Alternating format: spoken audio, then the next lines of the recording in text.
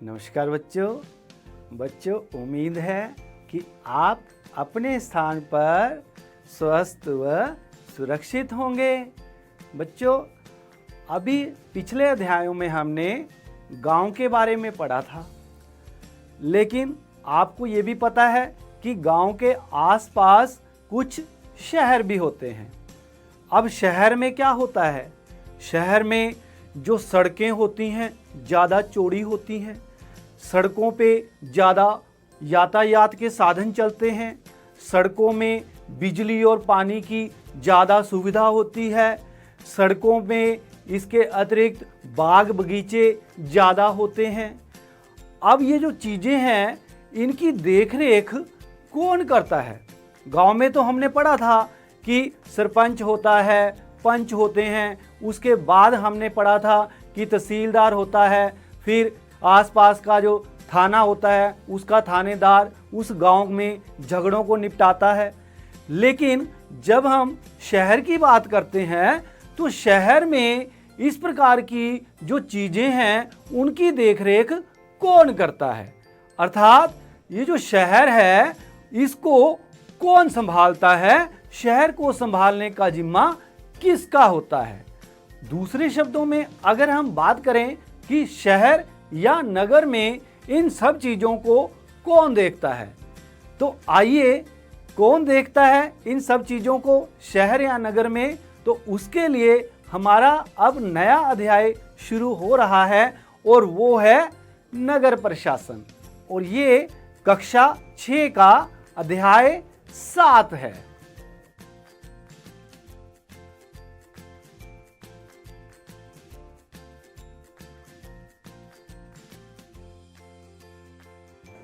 तो इस अध्याय में हम क्या पढ़ने जा रहे हैं?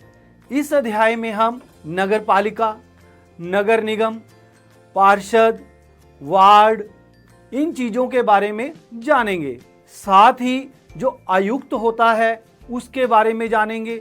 ये भी जानेंगे कि नगर निगम की आय के साधन क्या होते हैं, नगर निगम या नगर पालिका के जो कार्य हैं वो क्या होते हैं, और इसको हम एक प्रकार से आपस में जो बातचीत है उसके माध्यम से जानने का प्रयास करेंगे या छोटी मोटी कहानियों के माध्यम से इसको जानेंगे।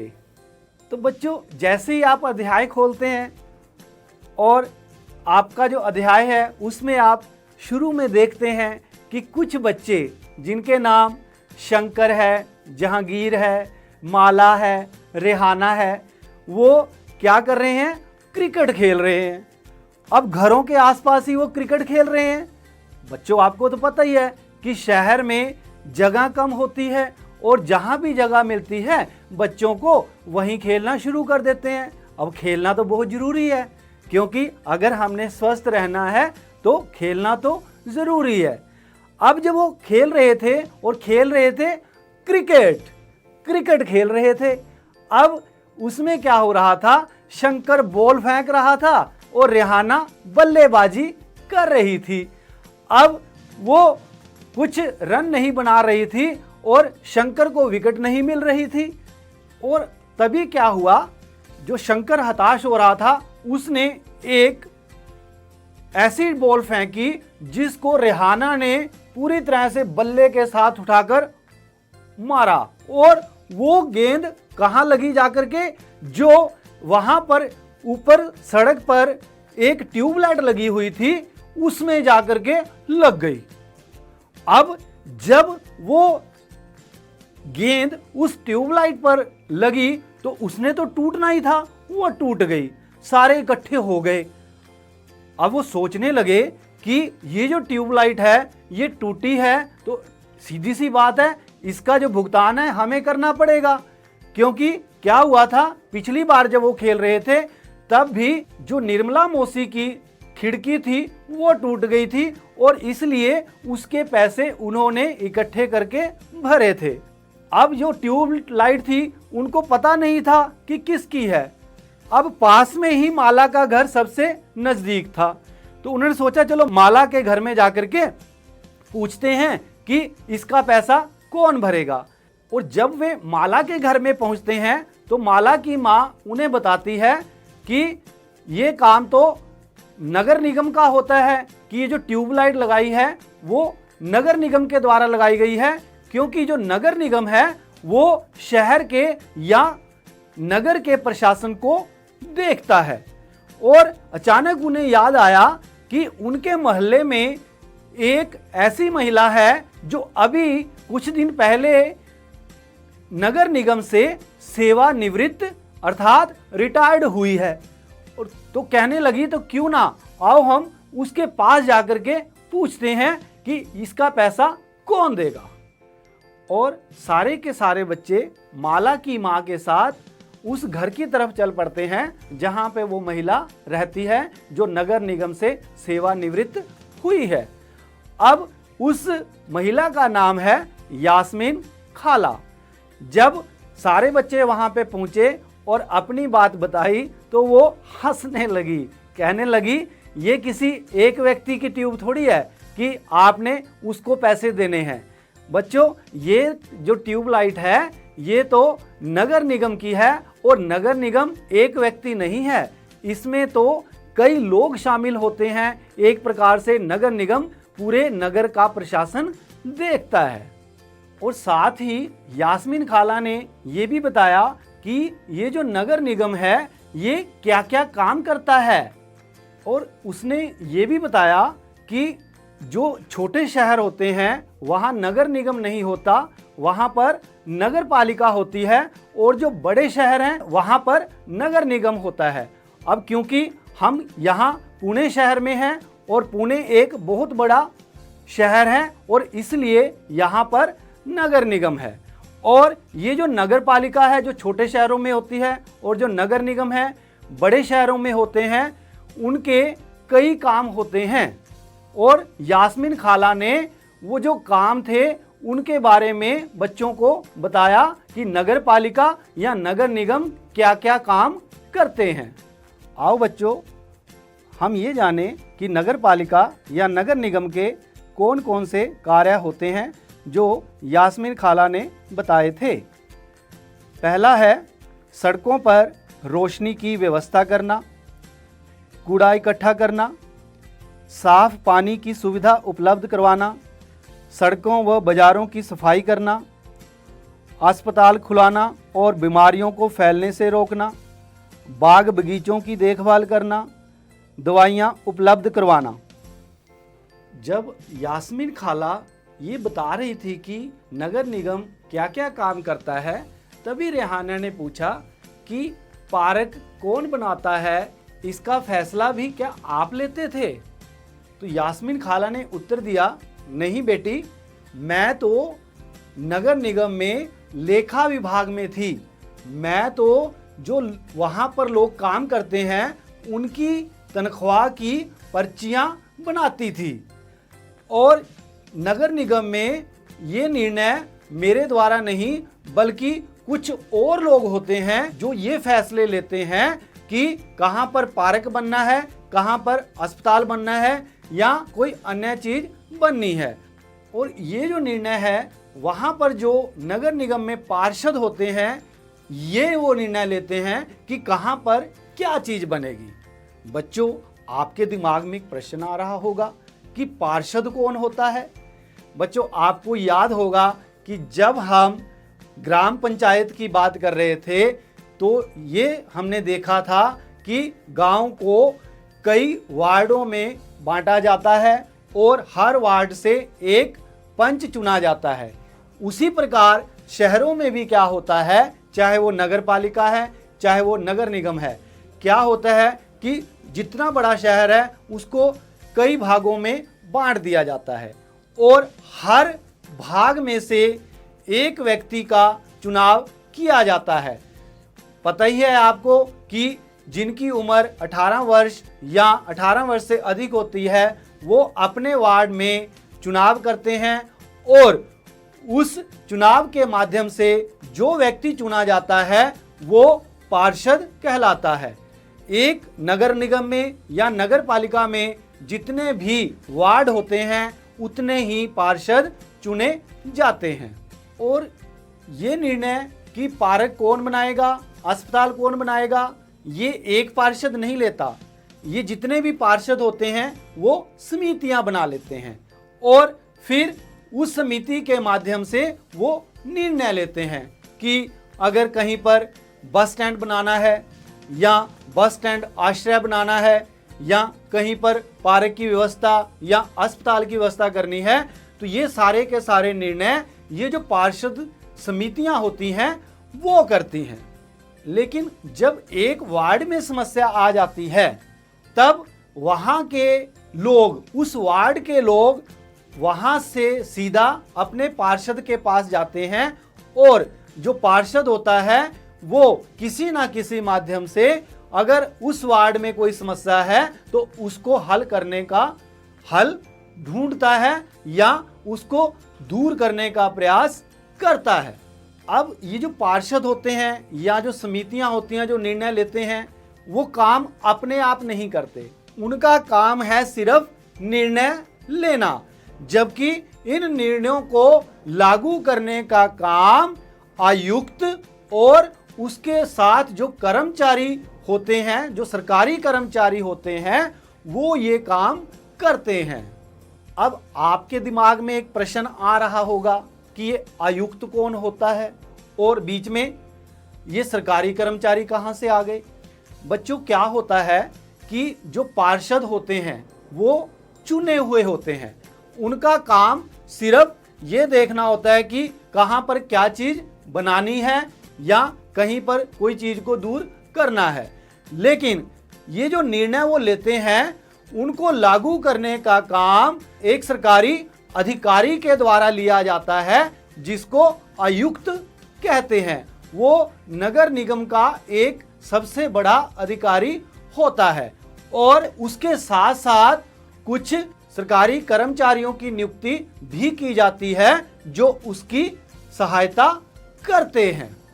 और ये सरकारी जो कर्मचारी होते हैं इनको प्रशासनिक कर्मचारी भी कहा जाता है क्योंकि ये नगर की प्रशासन व्यवस्था में मदद करते हैं। अब बच्चों, आपके दिमाग में एक प्रश्न और आ रहा होगा कि ये जो नगर निगम है जब इतने काम करता है, जो हमने पीछे चर्चा की थी, तब उसको इन कामों के लिए पैसा कहाँ से मिलता है।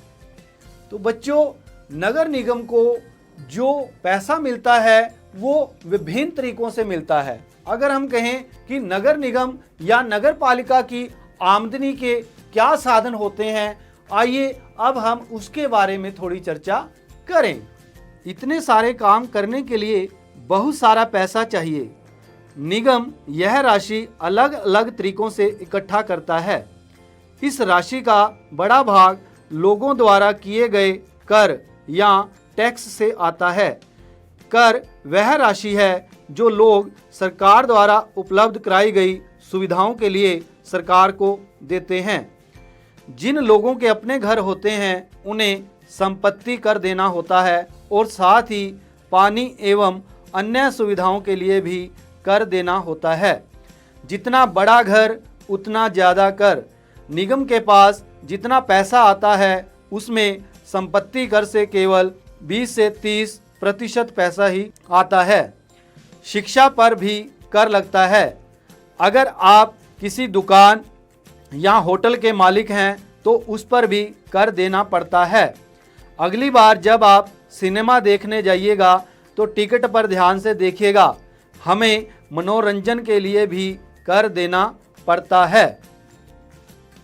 इस तरह अमीर लोग संपत्ति कर देते हैं, वहीं जनसंख्या का एक बड़ा हिस्सा सामान्य तरह के कर अधिक देता है। आज बच्चे यास्मीन खाला से मिलके बहुत खुश हैं क्योंकि उन्हें जो जानकारी पहले प्राप्त नहीं थी उसकी जानकारी उन्हें अब प्राप्त हो रही है। उन्हें अपने शहर के बारे में पता चल रहा है। तभी शंकर ने यास्मीन खाला से एक सवाल और पूछा कि हमारा शहर तो इतना बड़ा है, अब इतने बड़े शहर को देखने के लिए तो बहुत ज़्यादा लोगों की ज़रूरत पड़ती होगी, तो क्या नगर निगम में बहुत ज़्यादा लोग काम करते हैं? तो यास्मीन खाला ने उत्तर दिया क्या उत्तर दिया? तो यास्मीन खाला ने उत्तर दिया कि नगर निगम में कई विभाग होते हैं, जैसे जल विभाग है, सड़क विभाग है, सफाई विभाग है, बाग बगीचा विभाग है और इसी प्रकार अन्य कई विभाग होते हैं। उसने ये भी बताया, मैं सफाई विभाग में काम करती थी और मेरा काम वहाँ पर लेखा जोखा करना था और साथ ही वहाँ पर जो लोग काम करते थे उनकी तनख्वाह बनाना होता था। जहांगीर ने यास्मीन खाला से पूछा, नगर निगम जिस कूड़े कचरे को इकट्ठा करता है वह जाता कहाँ है? यास्मीन खाला ने बताना शुरू किया, इस सवाल का जवाब बड़ा मज़ेदार है। जैसा कि तुम जानते हो, कचरा लगभग हर गली में ही फैला रहता है। पहले हमारे पड़ोस का भी यही हाल था, चारों तरफ कूड़ा फैला रहता था। अगर कूड़े को इकट्ठा करके हटाया ना जाए तो मक्खियाँ भिन भिनाती रहती हैं और आसपास कुत्तों चूहों का जमावड़ा हो जाता है। लोग इसकी बदबू से बीमार भी पड़ जाते हैं। एक और बुरी बात यह थी कि बच्चों ने गली में क्रिकेट खेलना छोड़ दिया था, क्योंकि उनके घर वालों को यही डर लगा रहता था कि कहीं गली में अधिक समय रहने से बच्चे बीमार ना पड़ जाएं। और इसी कूड़े को लेकर के यास्मीन खाला ने बच्चों को अपने पड़ोस की गंगूबाई की एक कहानी और उसकी जो बहादुरी थी उसके बारे में बताया। और यास्मीन खाला ने अपनी बात को आगे जारी रखा और कहा कि जब हमारे मोहल्ले में गंदगी फैल गई तो हमारे पड़ोस की कुछ महिलाएं इकट्ठा हो गई और मेरे पास आई और ये कहने लगी कि आप तो नगर निगम में काम करती हैं, तो इस गंदगी का निपटारा कैसे किया जाएगा, यहाँ से गंदगी को कैसे हटाया जाएगा। यास्मीन खाला ने कहा कि वो अपने नगर निगम के किसी अधिकारी से बात करेगी, लेकिन जो गंगूबाई थी उसने कहा कि नहीं, हमें हमारा जो पार्षद है, अपने वार्ड में से जिस व्यक्ति को हमने चुना है, हम उसके पास जाएंगे और अपनी समस्या को बताएंगे। फिर क्या हुआ, गंगूबाई ने कुछ लोगों को और कुछ महिलाओं को साथ लिया और पार्षद के घर के आगे जाकर के नारे लगाने लगी कि हमारे मोहल्ले में जो गंदगी है, हमारे पड़ोस में जो गंदगी है, उसको दूर करो, दूर करो, दूर करो, गंदगी दूर करो। इस प्रकार के जब वहाँ पे नारे लगाने लगी तो वो जो पार्षद था घर से बाहर निकला और उनकी बात को उसने सुना। पार्षद ने उन महिलाओं से वादा किया कि वे अगले दिन उनके साथ आयुक्त से मिलने जाएंगे। बच्चों, आयुक्त हम पहले बता चुके हैं कौन है। साथ ही उन्होंने गंगाबाई को मोहल्ले के सारे वयस्कों से एक अर्जी पर दस्तखत करवाने के लिए कहा। अर्जी यह थी कि उनके मोहल्ले से कचरा उठाने की नियमित व्यवस्था की जाए।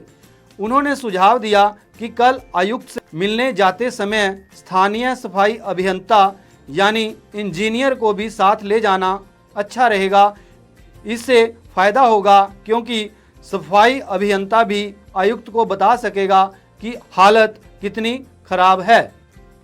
और उस दिन शाम तक जो गली के या मोहल्ले के बच्चे थे वो इधर उधर घूमते रहे ताकि ज़्यादा से ज़्यादा लोगों के अर्जी पर दस्तखत या हस्ताक्षर करवाए जाएं। और अगली सुबह जल्दी ही क्या हुआ, जो पार्षद था, जो महिलाएं थी और जो सफाई अभियंता था, वो कहाँ पहुँचे, वो आयुक्त के दफ्तर में, कार्यालय में पहुँच गए और वहाँ पर जाकर के अपनी जो शिकायत है वो बताई।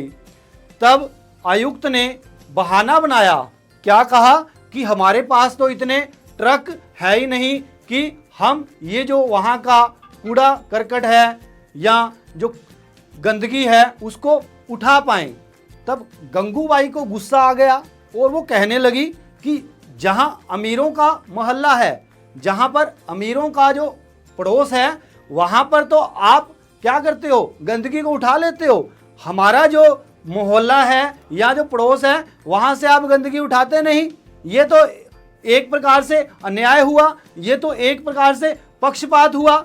जो गंगूबाई थी बहुत ही स्पष्ट ढंग से अपनी बात को रख रही थी और गंगूबाई ने आयुक्त को कह दिया कि एक प्रकार से चेतावनी दे दी कि अगर 2 दिन के अंदर हमारे पड़ोस से जो गंदगी है नहीं उठाई गई तो हम एक बहुत बड़ा विरोध प्रदर्शन करेंगे।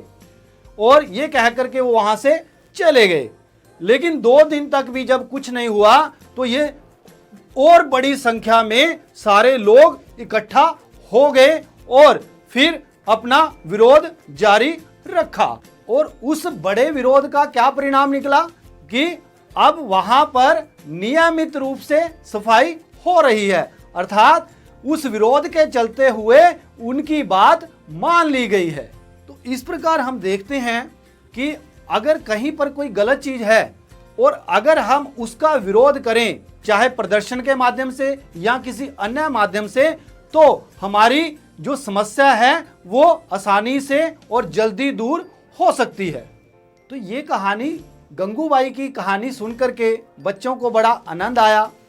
और अब वो जब जाने लगे तभी रेहाना ने यास्मीन खाला से एक और प्रश्न किया कि हमारे घर में जो 2-2 कूड़ेदान हैं, क्या ये भी गंगूबाई का ही सुझाव था?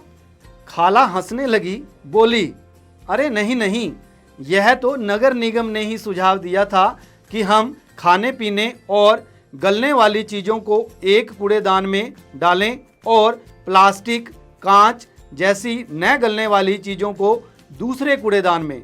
जब हम अपने कचरे की छंटाई कर देते हैं तो निगम वालों का काम थोड़ा आसान हो जाता है। तो बच्चों, अभी हमने 2 कूड़ेदान की बात की है। 2 कूड़ेदान, एक वो जिसमें हम ये चीज़ें डालते हैं कि जो जल्दी गल जाएं, और दूसरी वो जो जल्दी ना गलें, जैसे कांच है, प्लास्टिक है। अब आपके दिमाग में प्रश्न आ रहा होगा कि कांच और प्लास्टिक का क्या होता है? बच्चों, क्या होता है कि जो कांच और प्लास्टिक है इसका पुनर्चक्रण होता है, यानी इससे जो टूटी हुई प्लास्टिक है, जो कांच है, इससे दोबारा से नया प्लास्टिक, नया कांच और नई प्लास्टिक बनाई जा सकती है। बच्चों, यहाँ पर एक चित्र दिखाया गया है। यहाँ पर पुनर्चक्रण का काम हो रहा है। पुनर्चक्रण कोई नई चीज नहीं है। तस्वीर में दिख रहे व्यक्ति की तरह कई लोग बड़े बड़े लंबे समय से कागज, कांच, प्लास्टिक और धातु का पुनर्चक्रण कर रहे हैं। घरेलू प्लास्टिक के पुनर्चक्रण में कबाड़ी वाला एक मुख्य भूमिका निभाता है। बच्चों, आपकी किताब में यहाँ पर 1994 में सूरत में एक प्लेग फैला था, उसकी यहाँ पर एक चर्चा की गई है। आइए जाने कि जो सूरत में 1994 में प्लेग फैला था उसका मुख्य कारण क्या था। 1994 में सूरत शहर में भयंकर प्लेग फैला था। सूरत भारत के सबसे गंदे शहरों में से एक था। लोग घरों और होटलों का भी कूड़ा कचरा पास की नाली में या सड़क पर ही फेंक देते थे। इससे सफाई कर्मचारियों को कूड़ा कचरा उठाने तथा उसे टिकाने लगाने में बड़ी मुश्किल होती थी। ऊपर से नगर निगम अपना काम नियमित रूप से नहीं कर रही थी, जिससे स्थिति और भी बदतर हो गई थी। प्लेग हवा के जरिए फैलता है। जिन लोगों को प्लेग हो जाए उन्हें दूसरों से अलग रखना पड़ता है। सूरत में उस साल बहुत से लोगों ने अपनी जान गंवाई। करीब 3 लाख से अधिक लोगों को शहर छोड़ना पड़ा। प्लेग के डर ने यह अनिवार्य कर दिया था कि नगर निगम मुस्तैदी से काम करे। सारे शहर की अच्छी तरह से सफाई हुई। आज की तारीख में चंडीगढ़ के बाद भारत के सबसे बड़े साफ शहरों में दूसरा स्थान सूरत का है। तो बच्चों, इसी के साथ हमारा जो अध्याय है अब समाप्त होता है। इस अध्याय में हमने पढ़ा कि नगर पालिका, नगर निगम क्या होते हैं, पार्षद कौन होता है, वार्ड क्या होता है, आयुक्त कौन होता है, प्रशासनिक अधिकारी या कर्मचारी कौन होते हैं, और साथ ही ये भी देखा कि नगर पालिका या नगर निगम के कार्य क्या हैं और उनको इन कार्यों के लिए पैसा कहाँ से मिलता है। साथ ही हमने ये भी देखा कि विरोध के जरिए किस प्रकार हम अपनी बात मनवा सकते हैं, अगर वो विरोध किसी गलत चीज़ को लेकर के हुआ हो। तो बच्चों, इसी के साथ हमारा जो अध्याय है नगर प्रशासन अब समाप्त होता है। उम्मीद है आपको अच्छी तरह से समझ आया होगा, लेकिन आपने क्या समझा, क्या जाना, आइए इसको प्रश्न उत्तर के माध्यम से जानने का प्रयास करें। पहले हम बहुविकल्पी प्रश्न करेंगे। प्रश्न 1, नगर निगम कहाँ स्थापित किए जाते हैं? विकल्प हैं गाँवों में, छोटे शहरों में, बड़े शहरों में, इनमें से कोई नहीं। आपका विकल्प बिल्कुल सही है, बड़े शहरों में। नगर निगम बड़े शहरों में होते हैं। प्रश्न 2, शहर में जो व्यक्ति वार्ड में से चुना जाता है उसे क्या कहते हैं? और विकल्प हैं सरपंच, पार्षद, आयुक्त, प्रशासनिक कर्मचारी। और इसका उत्तर है पार्षद। प्रश्न 3, यास्मीन खाला सेवानिवृत्त होने से पहले नगर निगम के किस विभाग में काम करती थी? और विकल्प हैं जल विभाग, सड़क व्यवस्था का विभाग, सफाई विभाग, लेखा विभाग। बिल्कुल सही, लेखा विभाग में काम करती थी। अब हम लघु उत्तरात्मक प्रश्न करेंगे। नगर पालिका और नगर निगम में मुख्य अंतर क्या है? उत्तर, नगर पालिका छोटे शहरों में होती है जबकि नगर निगम बड़े शहरों में होते हैं। प्रश्न 2, पार्षद और आयुक्त के बीच में क्या दो मुख्य अंतर होते हैं? उत्तर, पार्षद निर्णय लेते हैं जबकि आयुक्त अपने कर्मचारियों की मदद से उन्हें लागू करते हैं। पार्षद चुना हुआ होता है जबकि आयुक्त सरकार द्वारा नियुक्त किया जाता है। अब हम एक निबंधात्मक प्रश्न करेंगे। नगर निगम या नगर पालिका के कार्यों की सूची बनाएं। उत्तर, सड़कों पर रोशनी की व्यवस्था करना, कूड़ा इकट्ठा करना, साफ पानी की व्यवस्था करना, अस्पताल खुलवाना और बीमारियों से रोकथाम करना, बाग बगीचे लगवाना और उनकी देखभाल करना। तो बच्चों, इसी के साथ हमारा ये अध्याय समाप्त हुआ। उम्मीद है आपको समझ आ गया होगा। इसी के साथ धन्यवाद।